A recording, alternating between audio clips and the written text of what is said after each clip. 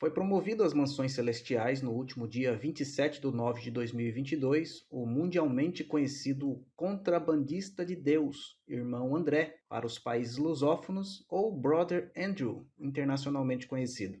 Provavelmente esse nome te seja estranho, mas não a sua principal obra missionária. A Missão Portas Abertas, o mais antigo ministério internacional em favor dos cristãos perseguidos. Annie Vanderbilt, nascido aos 11 de maio de 1928 e falecido aos 27 de setembro de 2022, foi um gigante da fé missionária cristã, famoso por fazer passar Bíblias de forma clandestina para os países comunistas no auge da Guerra Fria, o que começou a fazer em 1955, cujo efeito lhe rendeu o apelido de contrabandista de Deus. O site do Portas Abertas, responsável por divulgar os trabalhos da entidade, nos dá conta da grandiosidade do ato heróico desse soldado valoroso que foi aonde ninguém quis ir para fazer o que ninguém tinha feito. Segundo o portal, agora em 2022, a Portas Abertas comemorou 67 anos de ministério e atua em mais de 60 países. A missão conta com mais de 1.400 colaboradores globalmente, com o propósito de apoiar e fortalecer cristãos perseguidos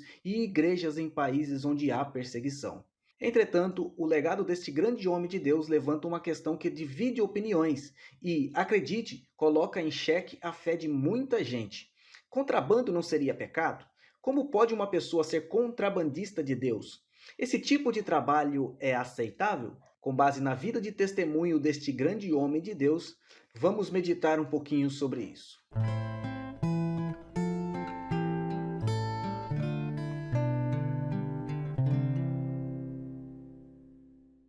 Meus irmãos, aproveitando aqui o ensejo do passamento, da promoção deste grande homem de Deus, o Brother Andrew, ou simplesmente Irmão André, na nossa língua, para as mansões celestiais, traz-nos então essa reflexão sobre o seu legado. Seria este um legado negativo ou positivo? Como é que fica essa questão de ser chamado de contrabandista de Deus? Irmãos, eu creio que para crentes que estão aí em contato com a palavra de Deus, e em contato também com a prática na obra de Deus, não precisarão de grande esforço para entender o que aconteceu na vida deste grande homem de Deus. O que nós precisamos entender para questões como essa, que, aliás, abre-se parênteses, deveria ser normal no cristianismo, né? Ele é normal. Nós, às vezes, que somos anormais. Eu tiro pela minha própria geração isso. Nós deveríamos entender, a princípio, e aprender a distinguir a fé da ética. E eu diria, para começo, que nem sempre a ética vai corresponder à fé em certo ponto que nós queremos. Isso porque a fé é invariável, a ética é variável.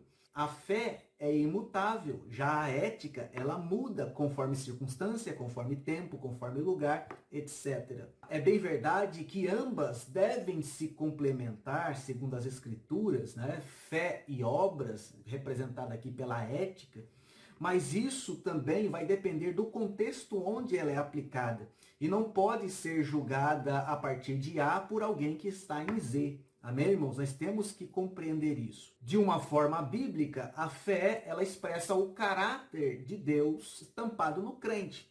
Já a ética reflete esta fé que nós professamos sob a forma de comportamento. Com isso, temos que o caráter cristão, ele é indiscutível. Já a ética, ela sempre vai ter mais do que um ponto de vista diferente a partir do ângulo que se observa a ação, a cena e tal comportamento. Agora pensemos, aqui no Brasil, século 21, 2022, em pleno desenvolvimento da aldeia global, com toda a tecnologia, com o pessoal com a mente aberta e aberta até demais, logicamente que a desobediência à lei vai implicar na falta de decoro, seja espiritual, seja moral, dentro do plano terreno que nós estamos, do contexto social que nós estamos. Agora imagine você um cenário de 1955, né, com todo o subdesenvolvimento que havia, ainda mais um cenário de uma guerra que durou aproximadamente 45 anos, ou um pouquinho mais de 45 anos, de estreitas e duríssimas proporções, tendo de um lado os Estados Unidos, do outro lado a Rússia e outros países chamados comunistas. E veja que não há a mínima condição de nós projetarmos uma situação da década de 50 para os anos 2020 e tantos. Isso, irmãos, é uma diferença abissal de contexto. Sendo assim, quem pode acusar o irmão André de falta de decoro? Numa guerra, onde não tem lei, a verdadeira lei é a guerra, onde se mata, onde se rouba, onde se violenta, quem vai poder dizer que é falta de decoro alguém carregar Bíblia escondido para levar para irmãos, comunidades cristãs carentes dentro da cortina de ferro? O que o irmão Andrew fez foi simplesmente entender a necessidade de um povo e dar-lhe sustento espiritual, apoio espiritual. Repito, coisa que ninguém viu, coisa que ninguém quis fazer na sua época, e ele saiu-se à frente do seu tempo, vendo aí uma oportunidade de trabalhar para Jesus numa área extremamente caótica, levando, veja você, por outro ponto de vista ético, a vida espiritual a um povo que estava em meio à guerra. Agora, em meio a todo o caos, em meio a toda a turbulência, em meio a todos os contratempos, em meio a toda a tristeza causado pela guerra, e tudo que uma guerra dessa proporção e dessa extensão possa proporcionar, o fato de uma pessoa ter bypassado um sistema para levar Bíblias para as outras pessoas, para levar cultura bíblica para as pessoas, acabou fazendo dele um contrabandista, como ficou mundialmente conhecido. Tudo isso porque um sistema disse que não podia, as pessoas se acostumavam com aquilo que podia ou não podia, mas que não havia uma lei internacional ou uma lei específica que proibisse o tráfego de uma pessoa que se arriscava em fronteiras militares para levar alegria a pessoas que necessitavam de uma palavra dos céus. O fato é que, ainda que essa questão esteja ainda contextualmente aberta, principalmente em relação ao nosso tempo de hoje, onde é mais fácil falar do que fazer, uma coisa nós podemos afirmar com certeza: esse homem foi visionário e nos mostrou que a verdadeira fé traz uma ética mais excelente.